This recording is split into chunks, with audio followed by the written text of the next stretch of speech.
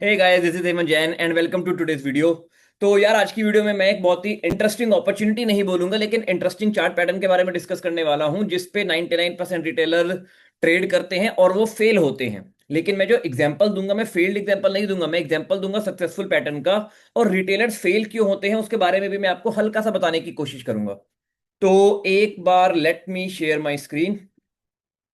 या आप सभी को मेरी स्क्रीन दिखाई दे रही होगी। स्क्रीन पे है बजाज फाइनेंस।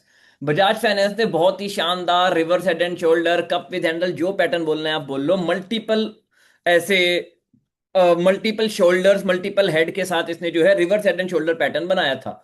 अब ऐसे पैटर्न जब भी बनते हैं, उनके जनरली टारगेट कैसे मार्क किए जाते हैं? जनरली लॉक को डीसिलेक्ट किया जाता है, मतलब लॉक सिलेक्टेड नहीं होता। ऐसे पैटर्न जब भी बनते हैं, स्टॉक ऊपर से जितना नीचे गिरा होता है, तो आप नीचे से ऊपर तक की रेखा मार्क करो और उतना ही ऊपर जाता है मोटा मोटा। तो यहां पे हल्का सा ऊपर मार्क किया हुआ है, एनीवे उतना ही ऊपर जाता है। तो ये जो स्टॉक है, ये टारगेट अचीव हो चुका है, यहां पे ऊपर जा चुका है। तो अगर किसी ने इस पैटर्न के अकॉर्डिंग यहां कहीं ट्रेड लिया था, कॉन्ग्रेचुलेशन, आपका टारगेट हिट हो गया। But at what cost? आपको कितने साल वेट करना पड़ा सेम टारगेट हिट करने के लिए? यहां से यहां तक 700 800 दिन, मोटा मोटा 2.5 साल। आपका 35% का गेन आया है 2.5 साल के आसपास। मैं क्या रिकमेंड करता हूं कि क्या आपको इस तरीके से करना चाहिए? जी नहीं। मैं ब्रेकआउट के पीछे नहीं भागता, लेकिन यार अगर आप ब्रेकआउट ट्रेडिंग भी तसल्ली से करो तो भी आपका पैसा बन सकता है। लेकिन यहां पे मैं ये नहीं बोला कि आपका कम पैसा बना होगा।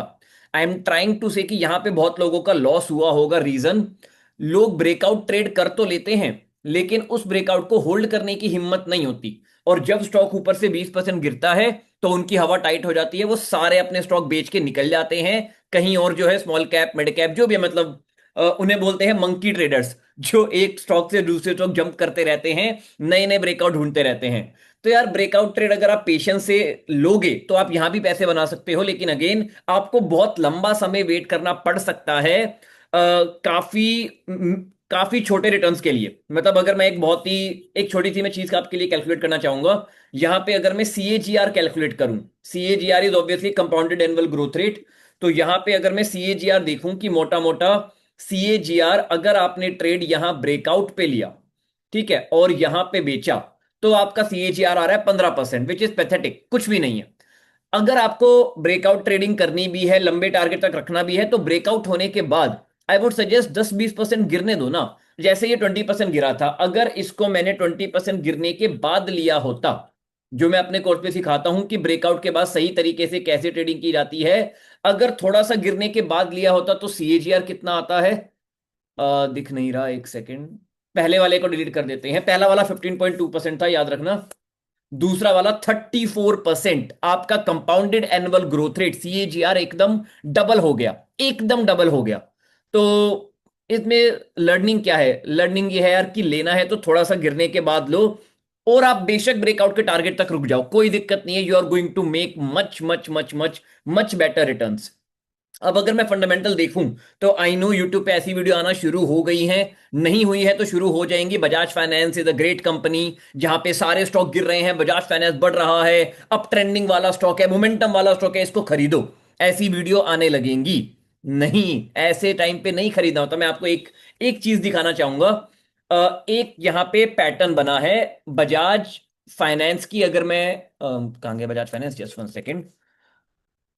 अगर मैं बजाज फाइनेंस के screener.in पे जाऊं, बजाज फाइनेंस screener.in, तो आप यहां पे देखोगे यार कि 3 साल के टाइम फ्रेम पे इसकी जो पी रेशियो है वो रिवर्टिंग होती है। पी रेशियो हमेशा एक रिवर्टिंग नंबर है, क्योंकि प्राइस ऊपर नीचे होता है, प्राइस टू अर्निंग रेशियो भी ऊपर नीचे होती है। तो नीचे ऊपर, तो आप यहां पे देखेंगे नीचे ऊपर नीचे ऊपर नीचे ऊपर नीचे ऊपर होती रहती है। अभी ये ऊपर के रेटों पे है, अभी ये मीडियम से ऊपर है, तो अकॉर्डिंग टू मी इस लेवल पे इसको अवॉइड करने का टाइम है। चाहे अप ट्रेंड हो, जो भी हो, मैं यहां पे बाय करना सजेस्ट नहीं करूंगा। अब पता है, मैंने कुछ टाइम पहले बजाज फाइनेंस की वीडियो बनाई थी। आप मेरे यूट्यूब चैनल पे जाके देखोगे, सर्च करना, हिस्ट्री में मिलेगी। तब वो median P ratio, current P ratio medium से बहुत नीचे होगी। मैं हमेशा नीचे बाय करने की सलाह देता हूं। सलाह मैं नहीं देता, टिप नहीं देता। रिकमेंड, रिकमेंड भी करेक्ट, रॉन्ग वर्ड है। मतलब मैं हमेशा ऐसी लर्निंग देने की कोशिश करता हूं कि आपको खरीदना है तो नीचे खरीदो, वरना FD करो, मत खरीदो। तो अब क्वेश्चन ये आता है कि हेमंत सर, ये तो ऊपर भाग गया, कि हेमंत भाई ये तो ऊपर भाग चुका है, अब अगर लें तो क्या लें या फिर किस स्टॉक को हम स्टडी करें। अगेन मैं कोई टिप नहीं दे रहा हूं, लेकिन यार ऐसे ब्रेकआउट या ऐसे स्टॉक के पीछे भागने से हजार गुना बेटर है उन स्टॉक के बारे में देखो जो अभी भी धूल चाट रहे हैं, जिनमें शायद सिमिलर पैटर्न बना हो। अब पैटर्न बना है या नहीं वो अपने एंड पे चेक करना। टीसीएस 3 ईयर के टाइम फ्रेम पे देखो, क्या ये मीडियन पी रेशियो से ऊपर है या नीचे है? बहुत नीचे है। आईटी सेक्टर की और भी कंपनी नीचे है, देख लेना। एफएमसीजी का एक एग्जांपल ले लेते हैं, डाबर।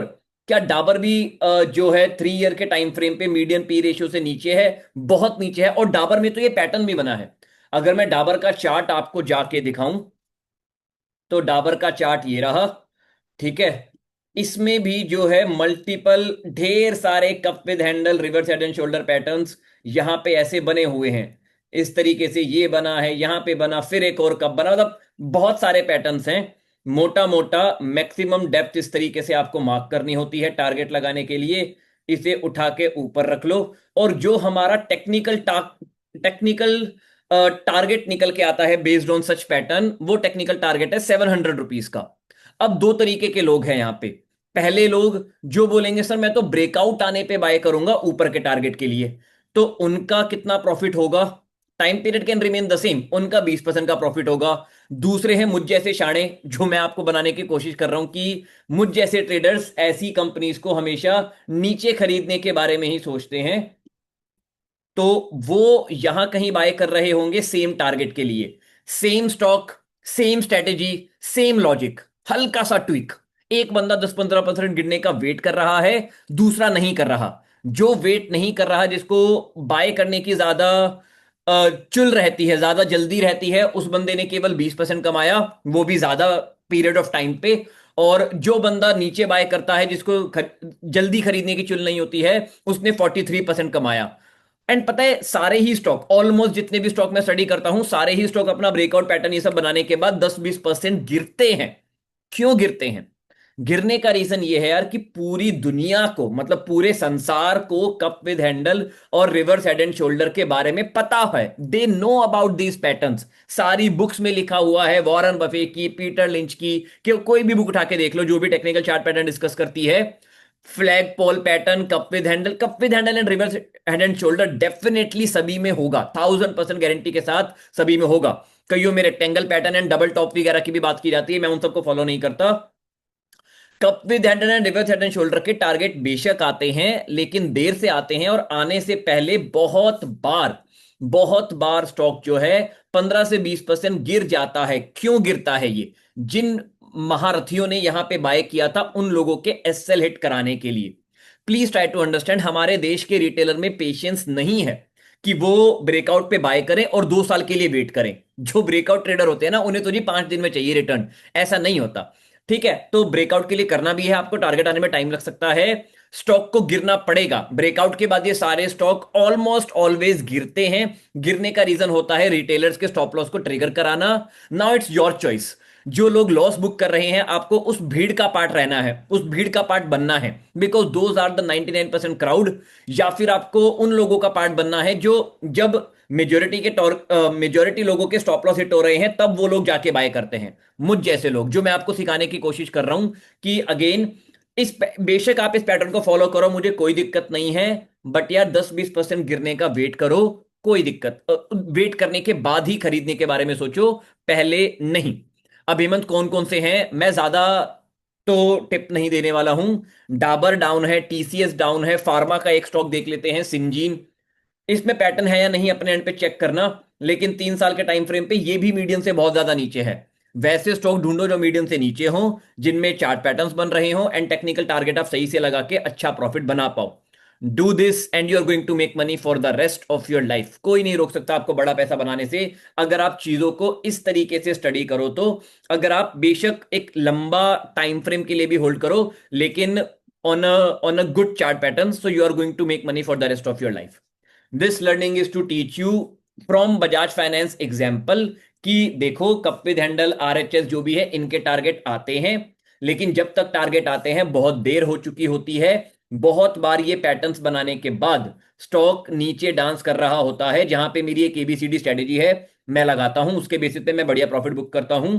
अगर आपको स्ट्रेटेजी सीखनी है तो डिस्क्रिप्शन में मेरा व्हाट्सएप नंबर है, you can contact me. But strategy क्या, मतलब रूल्स तो मैं डिटेल में कोर्स में दिखाऊंगा, लेकिन मोटा मोटा अगर आप 10 15 20% नीचे गिरने का वेट करो तो आप अपने रिटर्न्स को कई गुना एम्पलीफाई कर सकते हो, कई गुना आप अपने रिटर्न्स को बढ़ा सकते हो। ऑन दैट नोट गाइस, मिलता हूं मैं आपसे नेक्स्ट क्लास में। Bye bye, take care and happy investing. Bye bye.